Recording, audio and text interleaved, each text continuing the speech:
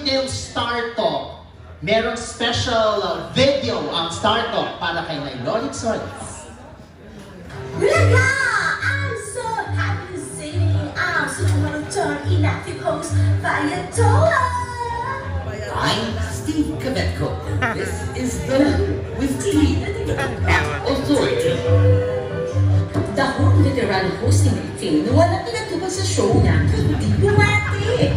Gagawin naman niya kung ano ang inutos mo, pero kalahating utak lang ang focus. Yung other kalahati, busy kakaisip kung saan siya makakasingit ng bati. May blind item ba yan? Siyempre, alam na ng lahat yan. Hello, Manalo Solis! At dahil 77th birthday mo, mag-enumerate kami ng 7 legacies mo sa kalinangan at kulturang Pilipino. Meron 7 cultural legacies? Try lang natin makakito. Hindi naman magaling magbilang yan si nanay kung hindi pera ang involved. Una, ang iconic tulak sa mascot seat. Nakatatak niya sa hidden history. Pero bakit ba tinulak ni Manay yung mascot? Ayaw raw paharbatin ng mascot ng tsokolate. Pero ang chismis, magdedemanda raw soon ang mascot. Ngayon lang, after 30 years? Ngayon lang daw nakabangon. Si Manay lang ang host na never nasapatos sa show. Chinelas lang forever. Wakakas kung sino ang guest o gaano kasosyal ang event. Chinelas for the win! Ang Star Talk ang nag-iisang show na habang nag-i-interview sa stage, may nagtatakal ng lugaw sa gilid. At siyempre, si nanay ang pasimuno niyan. Kung hindi lugaw, nag-aabot din ng mais, chicheria ng Regent Food Corporation, at saka gift certificate ng Flawless. At syempre, start up lang ang nag-iisang show na gumawa ng separate segment para lang sa bati ng host. Ang bati! At sa dami ng branded na bag na binigay ng mga alaga niya, ang nakamilan sa camera ay nga na paper bag, puro na pabati at harbat niya! Parang machine gun sa bilis ng bati. Di ko sure kung naiintindihan ang binabati niya yung actual na bati niya. At sino nga si Jusil? Kasi naman, lahat kailangan mag-cash in 60 seconds. Oh, 60 seconds nga ba? Nay, dahil 77th birthday mo, may aaminin kami sa'yo. Yung 60 seconds na alokbati mo, actually, 50 seconds lang yun. Naharapatan ka namin ng 10 seconds!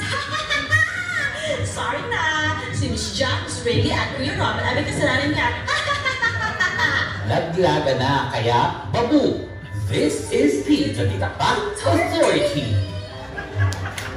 Palakpakan naman natin ang Star Talk. Dapat may message ka para sa kanila, Nay. Ilang years yung Star Talk with Nailolit?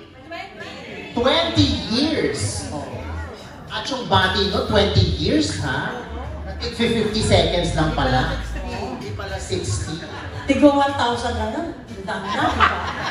1,000 times 50? Ang dami, no? Message mo naman sa Star Talk family. Hindi, talagang yung startup parang ano yun eh, parang pamilya kami. Kaya after no, kita mo, dyan pa rin sila. Nakikikain ng libre. Siyempre, mga malaki na ilolit yan. Kaming lahat. Hindi, pero hindi talaga.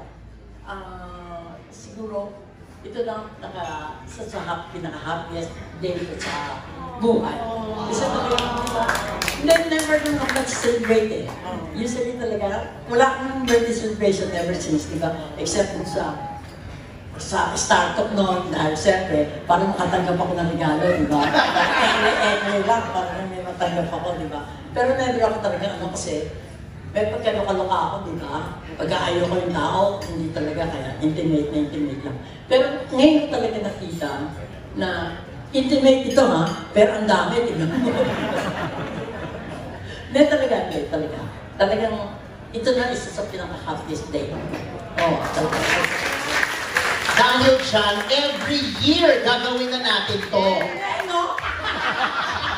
Gawin natin para mas maraming harba. Ayoko na pwede nang kunin kahit hindi ko.